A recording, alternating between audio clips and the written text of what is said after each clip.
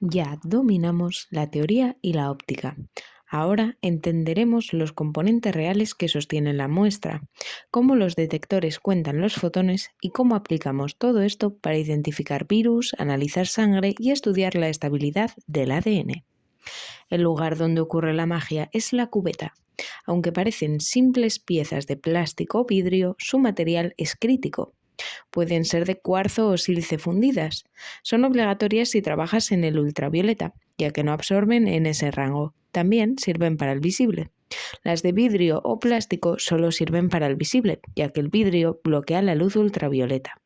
La mayoría tiene un paso óptico de 1 centímetro, pero existen microcubetas para muestras preciosas. Recuerda, siempre se sujetan por las caras opacas para no dejar huellas en el camino de la luz. ¿Cómo ve el equipo la luz? El rey de los detectores es el tubo fotomultiplicador. Cuando un fotón golpea el fotocátodo, libera un electrón. Este electrón choca contra una serie de electrodos llamados dínodos, liberando cada vez más y más electrones. Al final, un solo fotón se convierte en una cascada de electrones, transformando luz débil en una corriente eléctrica fácil de medir. No todos los espectrofotómetros son iguales. El de haz simple es directo. Primero mides el blanco, disolvente y luego tu muestra. Es económico pero sensible a variaciones en la lámpara. El de doble haz utiliza un espejo rotativo para dividir la luz. Mide la muestra y la referencia, es decir, el blanco, simultáneamente. Esto compensa automáticamente cualquier parpadeo de la fuente de la luz, siendo mucho más preciso. ¿Por qué amamos esta técnica? Es increíblemente versátil, tiene una elevada sensibilidad ya que puede detectar trazas de 1 a 10 partes por millón y una precisión excelente con errores de apenas el 1 al 2%. Además, es sencilla de manejar, lo que la hace el caballo de batalla de cualquier laboratorio clínico o de investigación. Más allá de los números, la espectroscopía nos sirve para identificar compuestos comparando su espectro con una base de datos, controlar la pureza de una muestra y detectar cromóforos específicos o dilucidar estructuras moleculares complejas. Veamos un caso real. Identificar el ácido nucleico de un virus. Usando una reacción química con difenilamina, que produce un color azul, podemos generar espectros de absorción. Si el espectro de la muestra coincide con el del patrón de ARN, como vemos en esta gráfica, podemos confirmar indirectamente que el virus analizado es un virus de ARN. En medicina, usamos el espectro de una gota de sangre diluida para distinguir entre oxihemoglobina, es decir, hemoglobina O2, y hemoglobina reducida. Calidad genética. Para saber si tu extracción de ADN es buena, usamos la relación A260 a 280. Si el valor esté entre 1.6 y 1.8, el ADN está limpio. Si es menor, hay proteínas. Y si es cercano a 2, tienes ARN puro. El ADN es dinámico. Cuando calentamos el ADN, las hebras se separan y la absorbancia a 260 nanómetros aumenta por el efecto hipercrómico. Esta curva nos permite medir la estabilidad de la doble hélice frente al calor o agentes químicos. El punto donde el 50% del ADN se ha separado se llama TM, es decir, temperatura de fusión. La clave del genoma. El ADN no es igual en todas las especies. Aquellos genomas con más contenido en guanina y citosina, es decir, G y C, son más resistentes al calor y tienen una temperatura M más alta, porque estos pares tienen 3 puentes de hidrógeno en lugar de 2. Como vemos en las gráficas, la espectrofotometría nos permite incluso estimar el porcentaje de GC de un organismo desconocido. Cerraremos ahora el círculo analítico enfocándonos en las aplicaciones cuantitativas de vanguardia, desde el estudio de la estabilidad de proteínas hasta la cinética enzimática y el diagnóstico clínico. Ya sabemos cómo funcionan los equipos y cómo se comporta la luz. Hoy aprenderemos a usar esas herramientas para medir la vida, desde la salud de una proteína hasta la velocidad de las reacciones que ocurren en nuestras células. Las proteínas son máquinas moleculares que solo funcionan si están bien plagadas. Cuando una proteína se desnaturaliza, es decir, se despliega, sus cromóforos internos quedan expuestos al disolvente, lo que cambia su espectro de absorción. Al trazar esta curva, tenemos información vital sobre la estabilidad de la proteína frente a cambios de temperatura o agentes químicos. Es como hacerle una prueba de esfuerzo a la estructura molecular. Podemos comparar diferentes proteínas, como las distintas cadenas de la ferritina, para ver cuál aguanta más calor. Fijaros en la gráfica de la derecha. Un ligando, una molécula que se une a la proteína, puede actuar como un ancla, o en este caso como un agente desestabilizador, desplazando la curva hacia la izquierda. Esto significa que la proteína ahora se despliega a una temperatura o concentración menor. ¿Cómo determinamos la cantidad exacta de una sustancia? Tenemos dos caminos. Uno es medir su absorbancia nativa, si ya absorbe luz por sí sola. Y dos es hacerla reaccionar con un activo para formar un producto absorbente.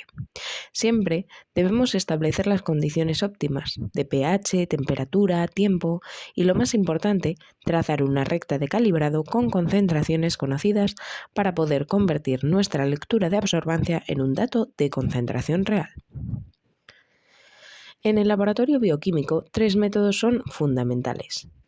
ADN. Podemos medirlo directamente a 260 nanómetros o usar el método de la difenilamina para obtener un color azul intenso a 595 nanómetros. Para las proteínas usamos el método de Bradford. Es el más usado por su rapidez. El colorante azul de Comasi se une a las proteínas y cambia de color pardo a un azul vibrante. ¿Por qué es tan bueno el método de Bradford? Es mucho más sensible que medir la absorbancia nativa a 280 nanómetros y es muy rápido. Sin embargo, hay que tener cuidado. Es sensible a contaminantes como detergentes, por lo que la limpieza en el laboratorio es clave. La espectrofotometría es el corazón del diagnóstico clínico. Mediante el método de la cianomethemoglobina, oxidamos el hierro de la sangre para formar un complejo rojo anaranjado brillante. Este mismo principio de formar productos coloreados se usa para medir glucosa, colesterol, urea, calcio y muchos otros analitos en sangre. Aquí, la espectrofotometría se vuelve dinámica. No medimos un punto fijo, sino la velocidad de una reacción. Si el producto de una enzima absorbe luz, veremos cómo la absorbancia aumenta con el tiempo. La pendiente de esa recta inicial es la que nos indica qué tan activa es la enzima. Si aumentamos la cantidad de enzima de M50 a M300, la velocidad aumenta proporcionalmente. Al graficar la velocidad frente a la concentración de la enzima, obtenemos una recta de calibrado de actividad. Esto nos permite calcular cuánta enzima hay en una muestra médica y si está funcionando a la capacidad correcta. Ahora pasemos a explorar una de las herramientas analíticas más potentes y selectivas que existen, los inmunoensayos. Estas técnicas permiten detectar y cuantificar moléculas complejas utilizando la reacción natural entre un antígeno y su anticuerpo. Para comenzar, debemos definir a los protagonistas de este método. 1. El antígeno. Es la sustancia extraña o molécula que el cuerpo intenta combatir. Y 2. El anticuerpo. Es una proteína, fundamentalmente una inmunoglobulina, producida por el sistema inmunitario para unirse específicamente a este antígeno. La reacción. La base de todo inmunoensayo es la unión reversible anticuerpo más antígeno para dar lugar al complejo anticuerpo-antígeno. Para llevar a cabo este análisis con éxito en el laboratorio, necesitamos disponer de un anticuerpo muy específico y de un sistema de detección, un reactivo marcador, que nos permita ver cuándo se ha producido la reacción. Si observamos la estructura de un anticuerpo, vemos que tiene regiones constantes y regiones variables. Estas últimas son las que forman el sitio de unión que encaja perfectamente con el antígeno, actuando como una cerradura con su llave. Los tipos de inmunoensayo. Dependiendo del sistema que utilicemos para detectar la unión, clasificamos los inmunoensayos en tres grandes grupos. 1. RIA, es decir, radioinmunoensayo. Utiliza isótopos radioactivos, aunque es muy sensible, genera residuos peligrosos. 2.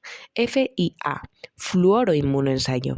Utiliza marcadores fluorescentes y se mide la emisión de fluorescencia. O 3. EIA, enzimo inmunoensayo. Utiliza una enzima como marcador. Mide la actividad enzimática haciendo reaccionar un sustrato para dar lugar a un producto absorbente, cuya absorbancia medimos en el espectrofotómetro. Los inmunoensayos se dividen en homogéneos y heterogéneos. En los homogéneos, como en la técnica EMIT, no necesitamos separar las sustancias unidas de las libres. Es un tipo de ensayo de tipo competitivo. El antígeno de la muestra compite con un antígeno marcado con una enzima por unirse al anticuerpo. Cuando el antígeno marcado se une al anticuerpo, pierde su actividad enzimática. Así, a mayor cantidad de antígeno en la muestra, mayor queda libre en disolución y, por tanto, mayor es la actividad enzimática y la absorbancia medida. En los ensayos heterogéneos, como el famoso método ELISA, necesitamos más etapa de lavado para separar las especies unidas a una superficie sólida del resto. En la versión más utilizada, el antígeno se fija a la superficie, reacciona y después se añade un anticuerpo marcado con una enzima. Tras el lavado, se mide la reacción del sustrato. En este modo, cuanta mayor concentración de antígeno hay en la muestra, mayor es la cantidad de anticuerpo marcado que queda fijado en la superficie, resultando en una mayor absorbancia. El ensayo ELISA es muy versátil y existen diferentes modalidades. El directo, donde el antígeno se inmoviliza directamente, el indirecto, que requiere un anticuerpo secundario, el tipo sándwich, donde el anticuerpo de captura se une a la superficie para sostener al antígeno en el medio, y el ensayo competitivo, ideal para moléculas pequeñas. Para finalizar, estas técnicas no solo se limitan al análisis inmunológico, también nos permiten realizar estudios de equilibrios químicos en disolución, determinar estequiometrías de complejos, ayudar como detectores en cromatografía líquida y optimizar el punto final en valoraciones fotométricas. Con esto cerramos nuestro curso de métodos instrumentales ópticos de análisis. Hasta la próxima.